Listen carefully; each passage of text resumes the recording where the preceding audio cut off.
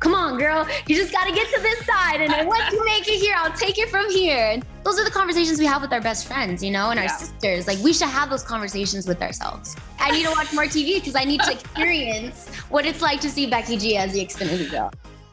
Hi, Becky. Thanks for being here today. Thank you so much. I'm so excited for this. Me too. I cannot tell you how excited I am to be able to talk to you today, especially about Eskemas, your new album. Yes, I am so happy that baby is finally out in the world and that fans have been able to listen and enjoy. What a beautiful body of work it was for us even to work on. It was such a beautiful project. Tell me how you feel you've changed since your first album, this being your second studio album. How do you feel like you've changed? I think there's been a lot of growing up. I think it's very cool to look back on all of the years of experience I have under my belt. It's kind of weird to think about too. And I consider the fact that I'm only 25 and I've been doing this more of my life than I've ever been not doing it. My fans throughout the years have really gotten to be a part of that evolution of seeing, young Becky at 14 years old doing covers and then getting signed to her first record label to then, Becky releasing Malasanta almost 10 years later. And Malasanta being my first album, I think one of the best things about it was there's nothing, you never get your first time back of anything. The first of anything is just, it's always going to be what it was. And there's a beauty in that, but I think the difference between Malasanta and Schemas is, I was really diving into my duality in Malasanta. To me, Malasanta was a representation of the angel who can be bad sometimes. And, for me, as the generations that I come from, there was a lot of machismo in Latinx culture that still to this day, we're unpacking and trying to unlearn. But coming from that, women were constantly categorized to be only this or that. Mm-hmm. There was no this and that. And a woman had to really be all the time in her femininity, and that was that. And it's interesting because there came a really big shift for me as the eldest of 4 kids and my parents being high school sweethearts and my dad so badly wanting me to be a boy as his first child. I naturally, growing up with very young parents, there's a lot of things that I had to figure out on my own and learn on my own. And at fault, really just stepped into this masculine energy, which was different for a young woman, a young Mexican woman to be the man of the house, to be a provider in the household, to take on responsibility, to want to be an entrepreneur, to want to start her own businesses. It was a shift. It was a really big shift culturally, I think. Even, my abuelitos, they're just like, but you're just little Becky. And it's like, no. There's 2 sides of me. There's this beautiful feminine side, but then there's also this masculine side. And there's these 2 energies that exist within me. And as women, there's so much duality in all that we have to offer. We can be empowered. We can be so powerful in our vulnerability. The fact that those things were constantly separated, either we're vulnerable or powerful. There was no in between. Yes. You had to be either sweet or sexy. You couldn't be sweet and sexy. And so Malasanta was me kind of really challenging those stereotypes that women, especially women of color, were constantly put in. And then Eskemas came along, and to me, it's instead of 2-dimensional, it's like I'm in 6D now as a young woman and as an artist. I am no longer tethered to just one genre or one language or one sound of vocal or production overall. And the stories that I have to tell are still very in essence of what Malasanta was about, embracing all sides of what it is for me to be the young woman that I am today, but really elaborating on how we have to romper esquemas. We have to break the mold. Mm-hmm. We have to break the plan that was set for us and make the one that we want to make for ourselves. I loved to see that evolution of, really stepping into your not only femininity, but your age and the world and the culture that we live in today. You've touched on all of that. But it's been so beautiful to watch. How do you feel that you've been able to make that transition? I think it's a constant effort every single day. And some days I feel on top of the world, and some days I reach lows that I didn't even know were possible. And that's just me being very honest and really no filter with you, because the truth is evolution is never ending. I mean, I don't think, there is an age where you're like, okay, I know it all and I've seen everything that I needed to see and I have it all figured out. But especially in those, adolescent years as a young artist, I very much so am a sponge and I take it all in. Everything, the good and the bad, which sometimes at fault is like, me getting in my own way because I care so much. And it's something I take a lot of pride in, but constantly asking myself, what am I doing that is getting in my own way?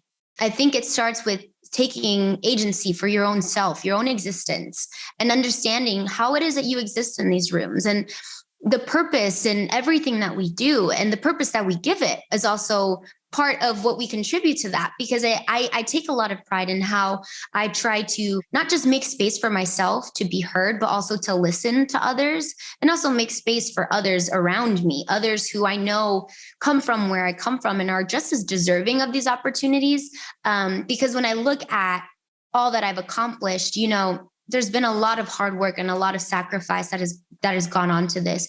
But historically speaking, that's what we come from. That's a survival mechanism for our people is to make something out of nothing and to go out there and give it all that we've got, And so it includes my mental health even, which also historically, culturally speaking, has been something very taboo, but a huge space where I did not recognize that I was getting in my own way.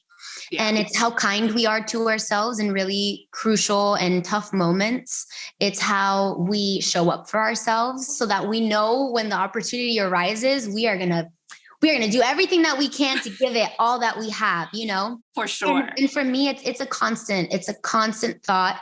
It's something that's playing in the back of my head at every given moment in a lot of even conversations that I have with my loved ones, because for me, there's a beautiful thing and also maybe not such a good thing of me constantly trying to be the best version of myself. There's this chase of like knowing that behind every obstacle, there's like the better Becky that's like with the baton, like, come on, girl, you just got to get to this side. And then once you make it here, I'll take it from here. And so I just sometimes close my eyes and I just imagine like that higher self, like what is that Becky on the other side of this? Like, what is she gaining from this situation? What is she learning? And how is she going to be better from this? And I love that.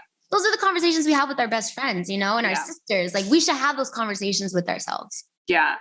And I follow you on Instagram. I see just how beautifully you respond to your successes, I think so humbly as well. When, if I'm thinking back to that post where you first saw your Tres Luces in the Ulta stores and your real reaction to that has been so beautiful to watch, that it is obvious that you take this very seriously. You talk about representation. How important is this representation for you in everything that you do?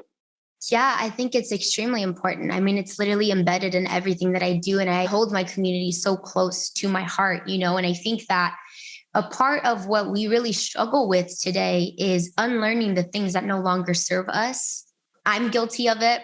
I have had many conversations with other fellow peers of mine in similar spaces, not just the beauty industry, but also like in the music industry, and how we're all human beings. We all are a child of someone, and just like our parents are a child of someone and so on. And so those common grounds, I think, are so important to tap into every single day, because it allows us to have compassion for one another, have empathy for one another, and really be able to say, hey, because I think that's the difference. We're not victims of anything. Like, I don't look at the Latino community and say, oh, poor us. We need so much more.